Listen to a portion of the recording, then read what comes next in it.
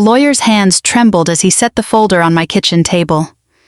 "Colonel Parker," he said, "your grandfather's trust is now worth $40 million, and it's still only in your name." I stared at the numbers for a long moment, then closed the folder and slid it into a drawer. My father had just gotten married that afternoon. His new wife had spent the entire reception asking me how much money I had. I smiled and said nothing. I had no idea that silence would soon become the most important decision of my life. I hadn't been home in almost 8 months. 24 years in the Army teaches you that home is wherever your orders send you. But some part of me still thought of this town, the dogwoods along Miller Street, the smell of my mother's kitchen, even though she'd been gone 12 years now, as the only place that counted. I flew in on a Thursday, changed out of my uniform in an airport bathroom, and drove straight to the venue in a rental car with a dent in the bumper nobody bothered to mention. My father, Richard Parker, was getting married again. 69 years old, and he looked younger than I'd seen him in a decade. Silver hair combed back a new tan, a suit that fit him better than anything he'd worn to my mother's funeral. I stood at the back of the small chapel and watched him wait at the altar, and something in my chest pulled tight and loose at the same time. He deserved happiness. I believed that. I still believe it now. But I'd be lying if I said I wasn't wary the moment I saw Vanessa Brooks walk down that aisle. She was 42, striking in a way that seemed calculated rather than natural, every hair and every seam placed with intention.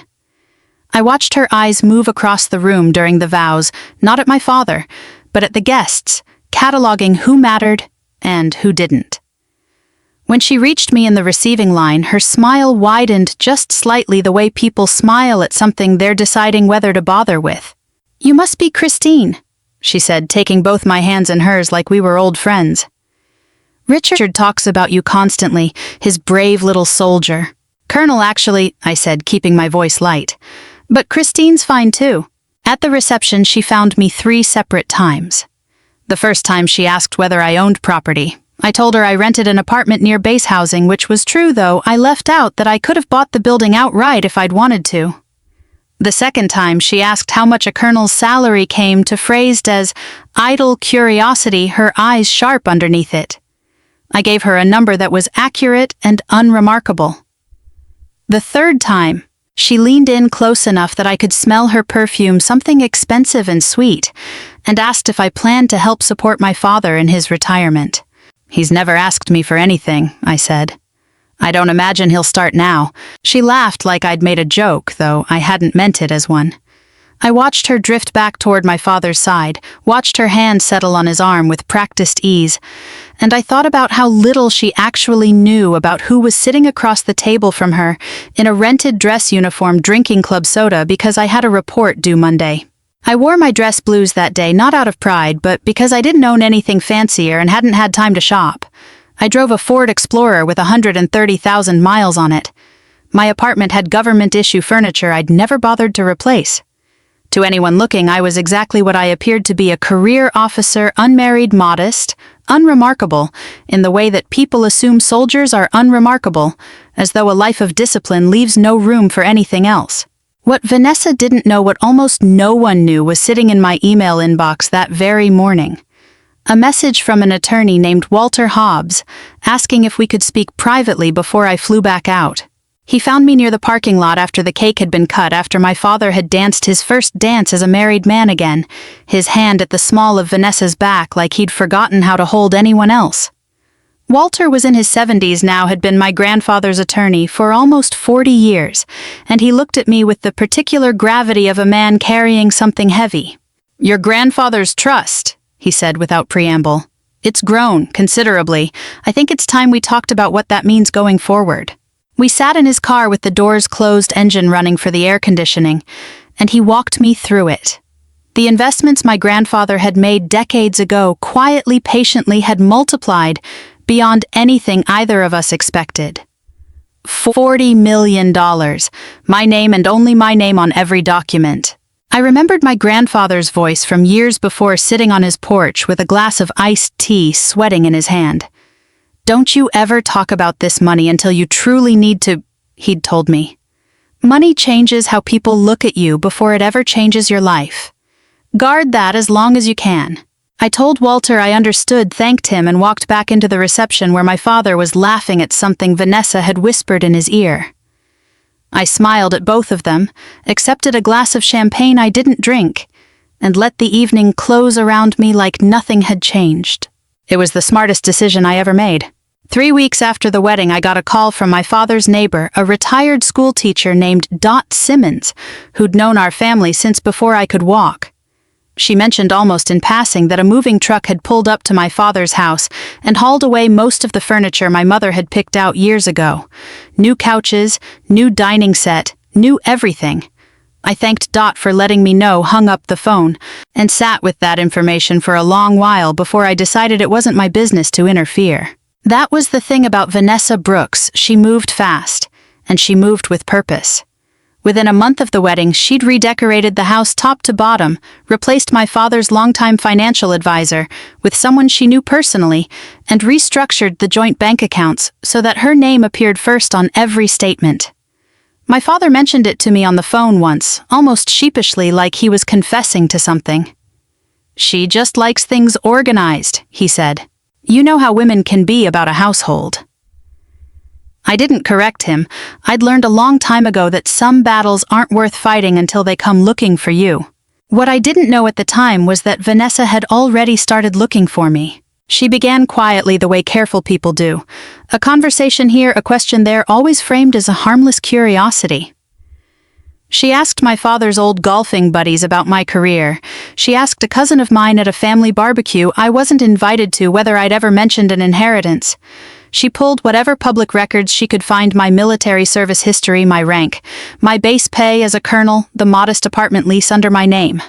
Everything she found painted the same picture: a disciplined, unmarried army officer with a government salary and no visible wealth. Exactly what I looked like, exactly what I wanted her to see. For a while, that seemed to satisfy her. My father told me later that Vanessa had once remarked almost dismissively that I played soldier, while everyone else in the family built real lives.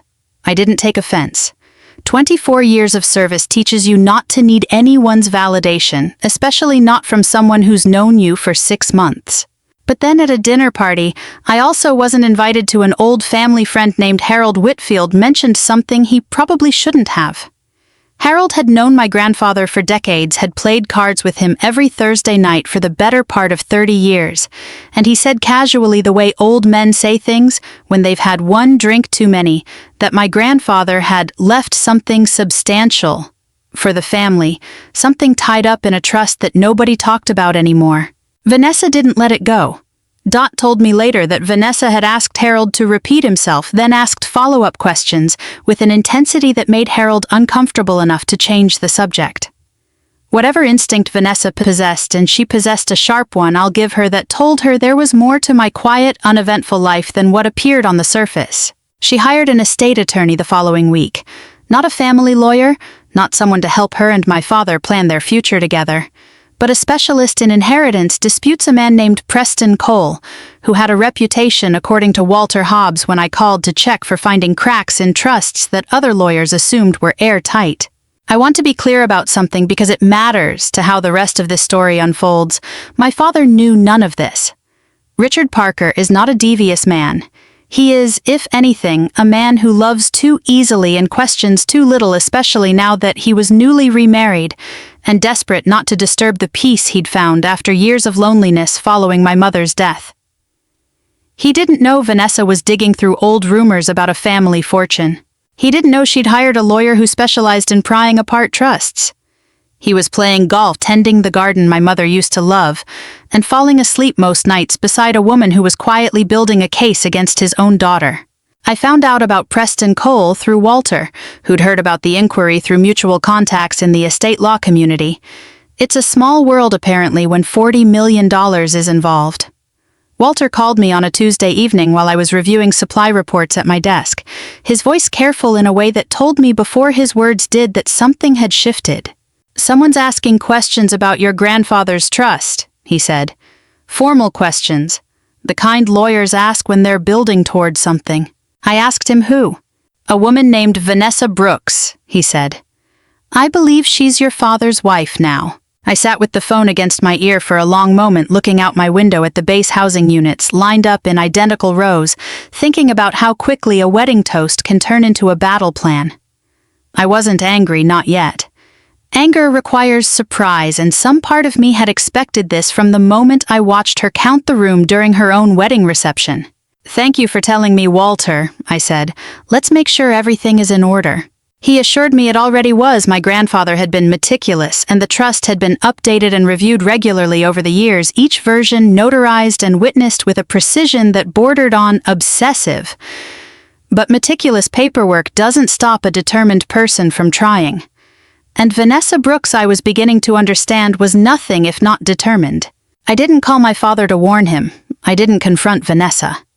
I went back to my reports, finished my coffee, and let the quiet keep doing what it had always done, protecting me until the moment I decided it no longer needed to.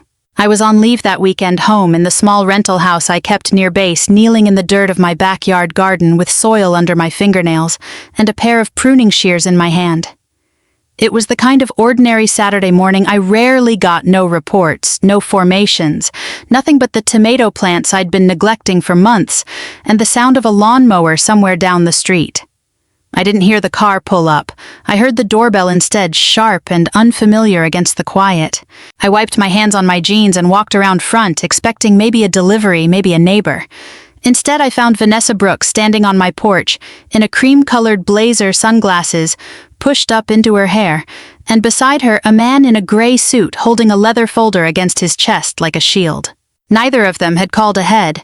Neither of them had been invited. "Christine," Vanessa said, stepping forward before I'd even opened the storm door all the way, "we need to talk." I looked at the man beside her. He introduced himself as Preston Cole, an attorney, and extended a hand I didn't take. "We represent your father's interests," he said, though I noticed he didn't say my father had sent them. I could have shut the door. Some part of me wanted to. But 24 years of command teaches you that the moment you let someone see you rattled is the moment you lose whatever ground you're standing on. So instead, I stepped back and held the door open. "Come in," I said.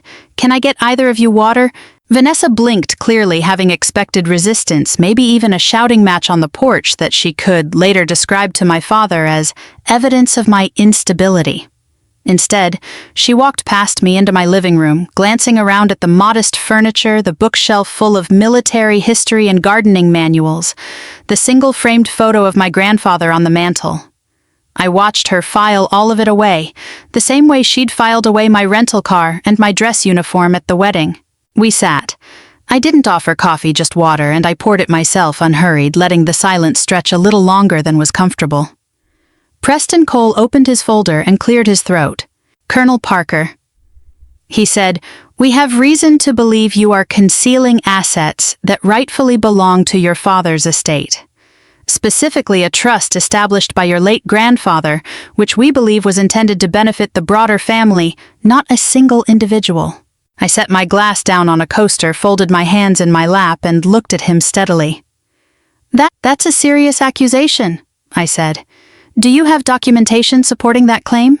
He hesitated just slightly, the kind of hesitation that told me he had suspicion but not proof. "We're in the process of gathering it," he said. Vanessa leaned forward, her voice softening into something almost maternal, almost concerned. "Christine, nobody wants this to get ugly. Your father is getting older. He deserves security.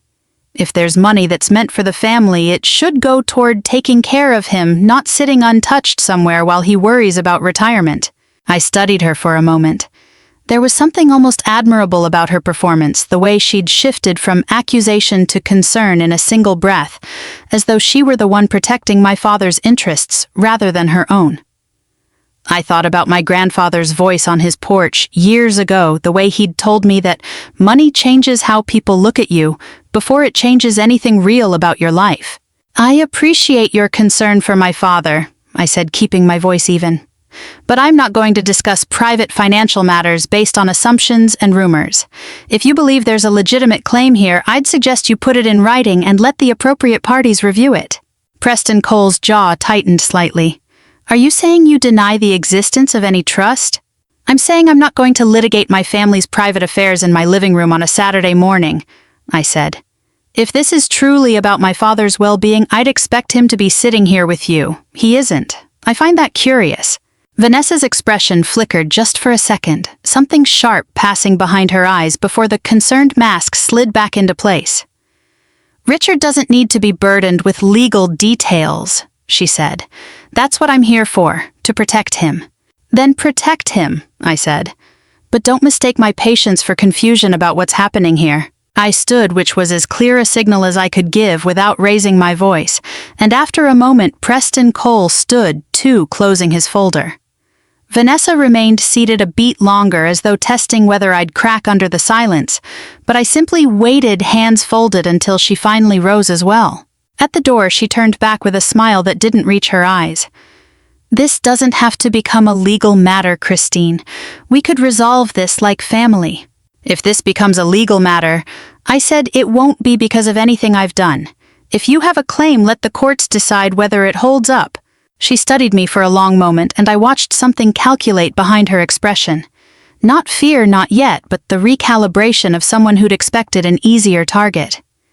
She smiled again, thinner this time, and walked back to her car with Preston Cole trailing behind her like a shadow. I closed the door, went back to my garden, and knelt in the dirt again, though my hands weren't quite steady anymore. My father still knew nothing about any of this. And somewhere between the wedding toast and this morning, his new wife had decided that whatever I had was worth taking by force if I wouldn't hand it over willingly. I picked up my shears and went back to the tomatoes because there was nothing else to do until she made her next move. 2 weeks after Vanessa stood in my living room with her lawyer, I received a certified letter informing me that a civil claim had been filed against me in probate court. I read it standing in my kitchen, coffee going cold on the counter, and felt something in my chest go very still and very calm, the particular stillness that used to settle over me before a difficult briefing, the kind of quiet that meant it was time to stop reacting and start preparing. The claim itself was built on a foundation of implication rather than fact. Preston Cole's filing argued that my grandfather's trust, though legally structured in my name alone, had been intended to benefit the wider Parker family, and that my father, as the last surviving child of the original trust creator, held an equitable interest that had been wrongfully excluded. It was a theory built on air, but theories built on air can still cost a great deal of money and time to knock down, and I suspected Vanessa understood that better than most. Word traveled faster than I expected. A cousin called to ask if it was true. A former commanding officer, now retired and living 2 states away, sent a short email that simply read, "Heard about the lawsuit. Call if you need anything." Even a reporter from the local paper, the kind of small outlet that covered county fairs and school board meetings, reached out asking if I'd comment on a family dispute involving a prominent local officer. I declined. I had no interest in trying this case in the press. At work, the whispers were harder to avoid. The Army is its own small town in some ways, gossip moving through units the way it moves through any close community, and I could feel eyes on me in the mess hall, in the hallways, colleagues who didn't quite know what to say. So they said nothing at all, or worse, offered the kind of gentle advice people give when they assume you're in over your head. "Maybe just settle," one friend suggested over coffee. "Give her something. Make it go away." I understood the impulse. Settlements are quiet. They don't require depositions or discovery or the particular exhaustion of proving a negative. But settling would have meant admitting even implicitly that there was something to settle, that my grandfather's wishes were negotiable, that Vanessa's manufactured claim carried enough weight to warrant a payout. I hadn't spent 24 years building a reputation on discipline and integrity just to fold the first time someone pushed. "No," I told my friend. "If she wants to fight, we'll fight." I called Walter Hobbs the same afternoon and asked him to pull everything, every document, every version of the trust, every piece of correspondence my grandfather had ever generated related to his estate planning. Walter, to his credit, had already anticipated the request. He'd spent the better part of 2 weeks assembling what would become the backbone of my defense. What emerged was more thorough than even I expected. My grandfather, it turned out, had been almost obsessive about documenting his intentions in the years before his death. There were handwritten letters dated and signed explaining in his own words why the trust existed and why it belonged to me specifically, not out of favoritism, he'd written, but because I was the one who understood the weight of responsibility, the one who'd never asked him for anything. There was more. Years earlier, anticipating exactly this kind of challenge, my grandfather had sat for a short video with Walter present as a witness, stating clearly and calmly that the trust was to pass to me alone, that no other family member held any claim to it, present or future. The video was dated notarized and referenced explicitly in the trust documents themselves. Walter had kept a digital copy in a secure file for over a decade, waiting for a day he probably hoped would never come. Beyond the letters and the video, there were the trust amendments themselves, 5 of them over the years, each one reviewed by independent counsel, each one reaffirming the same intent with growing specificity, as though my grandfather had known even then that someone might one day try to argue otherwise. The paperwork wasn't just solid, it was a fortress. "This isn't a close case," Walter told me, sliding the final folder across his desk during our meeting.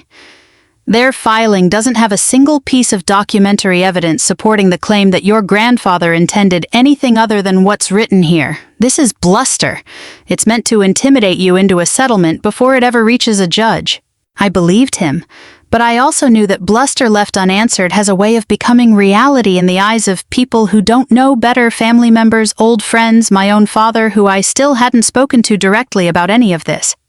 I asked Walter what he thought I should do about that. "Let the court answer it," he said, publicly, definitively. "That way there's no room left for doubt from Vanessa or from anyone else." I thought about my father, about the man who'd raised me after my mother died, who'd stood at that altar 3 months ago looking happier than I'd seen him in years. I thought about how devastating it would be for him to learn in open court that his new wife had spent months building a legal case against his own daughter behind his back. There was no version of this that wouldn't hurt him. The only choice left was whether the truth came out on my terms or on Vanessa's. "Let's set a court date," I told Walter. "It's time to finish this."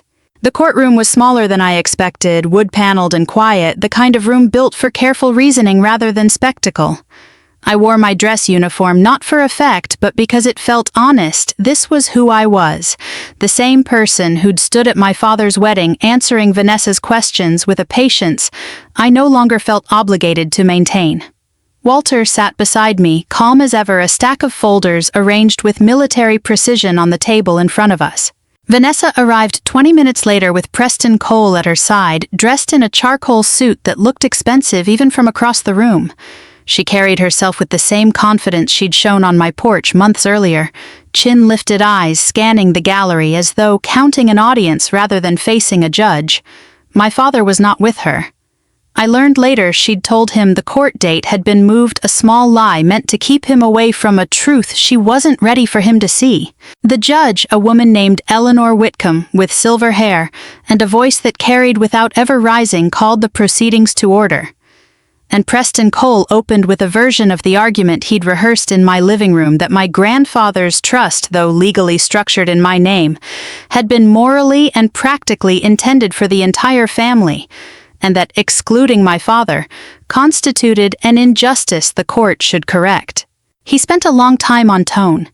He described my father as a man overlooked in his own family's fortune, painted Vanessa as a devoted wife, simply advocating for her husband's rightful inheritance, and characterized me without saying it outright as someone who'd hoarded wealth in secrecy while my father struggled to plan for retirement. It was a compelling story if you didn't know the facts underneath it. I sat still through all of it, hands folded, the way I'd learned to sit through hostile briefings years ago, absorbing without reacting. Because reaction is what people are hoping for when they're building a narrative rather than a case. When it was Walter's turn, he didn't raise his voice either. He simply began laying out the trust documents one by one, methodical and unhurried. He read portions of my grandfather's handwritten letters into the record, his voice steady as he described a man who had thought carefully, deliberately, and repeatedly about who should inherit what he'd built. He played the video, my grandfather's face filling a small screen at the front of the courtroom. his voice a little frailer than I remembered, but his words unmistakably clear, stating that the trust belonged to me and to no one else present or future. I watched the judge's expression as the video played. I watched Preston Cole's jaw tighten, and I watched Vanessa for the first time since I'd met her look genuinely uncertain. But Walter wasn't finished. He'd spent weeks working with a forensic accountant, and what emerged next shifted the entire tenor of the room. Bank records showed that in the months following her wedding, Vanessa had initiated 3 separate attempts to consolidate my father's existing assets under joint accounts that listed her as primary beneficiary. Emails subpoenaed from her financial advisor's office revealed conversations in which she'd asked pointed questions about what would happen to those assets if something happened to Richard.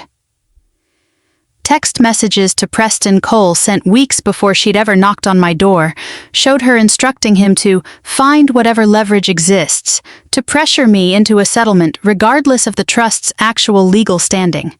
The gallery went quiet in a different way than before.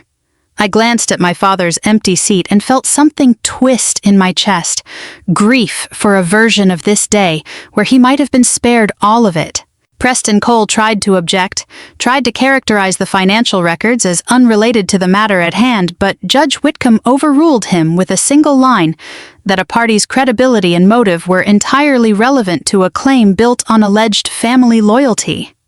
Vanessa's face, composed for months, finally cracked just slightly, a flicker of panic passing through eyes that had always seemed so certain. During a recess, I stepped into the hallway to find my father standing near the water fountain, his face pale, a folder of the exhibit copies trembling slightly in his hands. He must have come once he realized the date hadn't actually moved.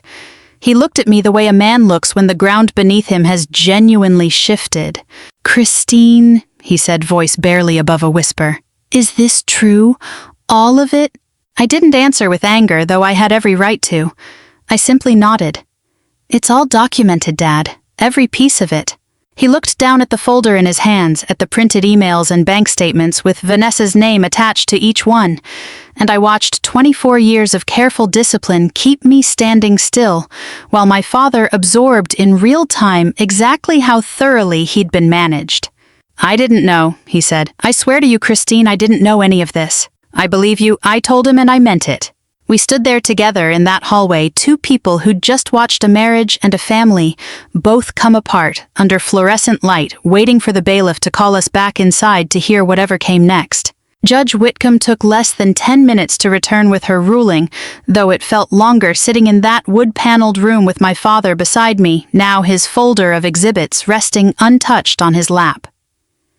When she finally spoke, her voice carried the same measured calm it had held throughout the proceedings, but there was no mistaking the weight behind her words. "This court finds no legitimate legal or equitable claim on the part of the plaintiff," she said, looking directly at Vanessa. "The trust in question was established with clear, repeatedly reaffirmed intent, documented extensively across multiple decades, naming Colonel Christine Parker as sole beneficiary. This claim is not only without merit, it appears to have been filed in bad faith, motivated by financial interests, unrelated to any genuine concern for family welfare." She went further than I expected. Citing the pattern of behavior Walter had uncovered the attempts to consolidate my father's assets, the instructions to Preston Cole to manufacture leverage rather than pursue a legitimate claim. Judge Whitcomb ordered Vanessa to cover the full cost of litigation, including my legal fees, and referred the matter to the State Bar for review of Preston Cole's conduct in filing a claim he should have known was baseless. Vanessa sat rigid through the entire ruling, her composure finally completely gone. When the judge dismissed the court, she didn't look at my father, she didn't look at me.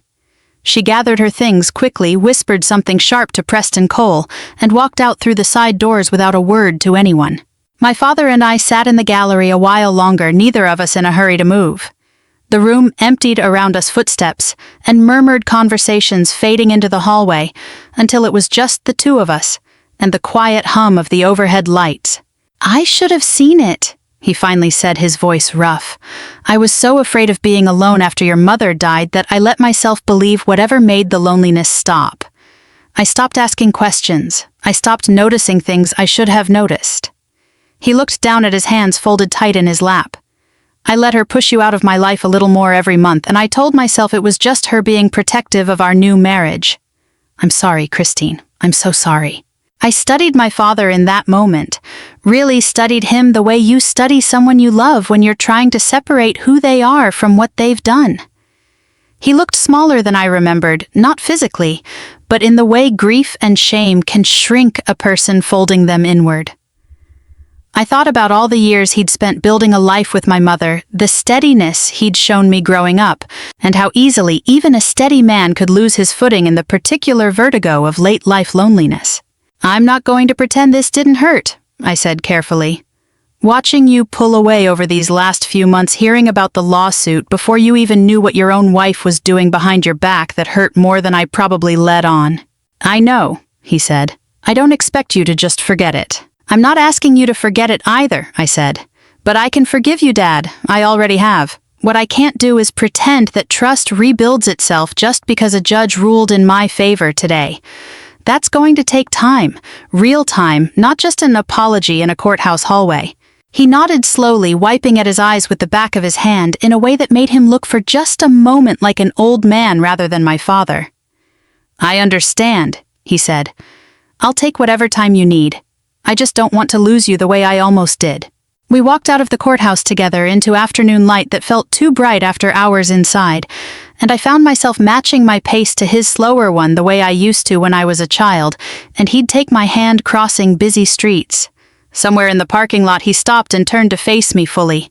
Your grandfather knew, didn't he? He said. He knew something like this might happen someday. That's why he documented everything so carefully. I think he knew people better than most of us do, I said.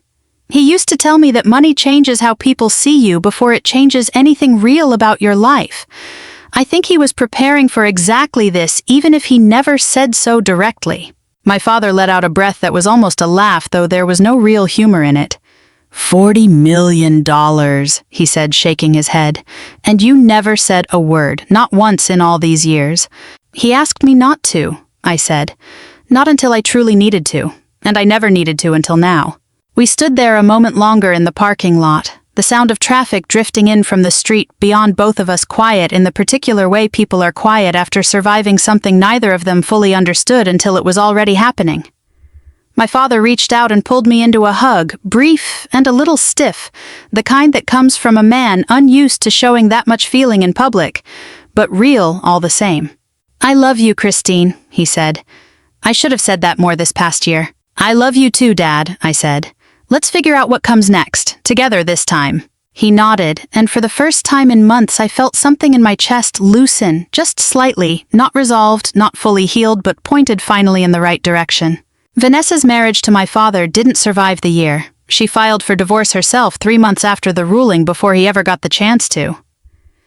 I think some part of her understood there was nothing left to salvage once the financial motive had been exposed in open court, once the community that mattered to my father had quietly, unmistakably turned against her.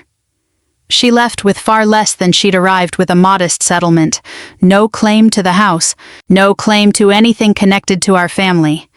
The last I heard, she'd moved 2 states away and started over somewhere nobody knew her name. My father sold the house not long after the divorce finalized. It had never really felt like his after my mother passed, and certainly not after Vanessa had stripped it of every trace of the life they'd built together. He found a small place 15 minutes from where I was stationed, close enough that we started having dinner together most Sundays, a habit neither of us had made time for in years before all of this happened. Trust, I'd told him, would take real time to rebuild. It did. But it rebuilt slowly and honestly, dinner by dinner, phone call by phone call, in a way that felt sturdier than anything that came before it. As for the $40 million, I never touched it for myself. I kept my apartment. I kept my Explorer, though I finally let the base mechanic replace the transmission that had been threatening to quit for 2 years. What changed wasn't my life. It was what I decided to build with something I'd been given rather than earned. I established 3 funds within a year of the trial. The first was a scholarship program for children of active duty service members, covering tuition costs that too many military families quietly struggle with while pretending everything is fine. The second was a support fund for military widows, the kind of assistance I wished had existed for women like my mother in the years after loss, when the paperwork and the loneliness arrive faster than anyone can prepare for. The third was a veterans care initiative funding transportation and medical support for aging veterans who had nobody left to drive them to appointments or sit with them through long afternoons. My father came to the first fundraising gala I organized, sitting in the front row in a suit that fit him the way suits used to fit him before any of it. I watched him from the podium as I spoke, watched him nod along, watched something like pride settle into his face in a way I hadn't seen since before my mother died. Afterward, he found me near the exit, waiting while I said goodbye to donors and old Army colleagues who'd shown up to support something they didn't fully understand but trusted because it carried my name. "Your grandfather would be proud of this," he said. "I know I keep saying that, but I mean it every time." I thought about my grandfather often in those months, more than I had in years. I found the last letter he'd ever written me tucked into the same folder Walter had used as evidence in court, and I read it again on a quiet evening not long after the gala. "If a day ever comes when you have to choose between money and character," he'd written in handwriting that had grown shakier toward the end of his life, "keep the character.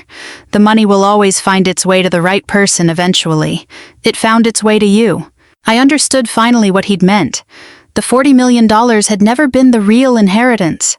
What he'd actually left me was something harder to quantify. Patience, discipline, the ability to sit quietly through an accusation without needing to defend myself loudly, the wisdom to let truth do the work that anger never could. That was the legacy that mattered. The money was just the proof that he'd trusted me to carry it well. I still wear my uniform most days. I still drive the same roads I've always driven, still keep the same modest life I kept before any of this started, because that life was never a performance, it was simply who I am, trust fund or not. But now, once a year, I put on my dress blues and stand at a podium in front of people who've come to support military families they'll never meet, and I think about a porch, an iced tea glass sweating in an old man's hand, and a warning he gave me long before I understood how much I'd need it. My father stands near the back at every one of those events, now watching with a quiet pride I let myself believe is real, because I've decided that forgiveness isn't about forgetting what happened. It's about choosing deliberately to keep building something better than what almost broke us. I think about my grandfather every single day. Not because of what he left me, but because of who he taught me to become before I ever needed to prove it. I want to know where you think this story goes next in your own life. Drop a comment below and let me know where you're watching from tonight. We've got so many more stories like this one waiting for you, so make sure you subscribe. You won't want to miss what's coming. Let's keep this journey going together.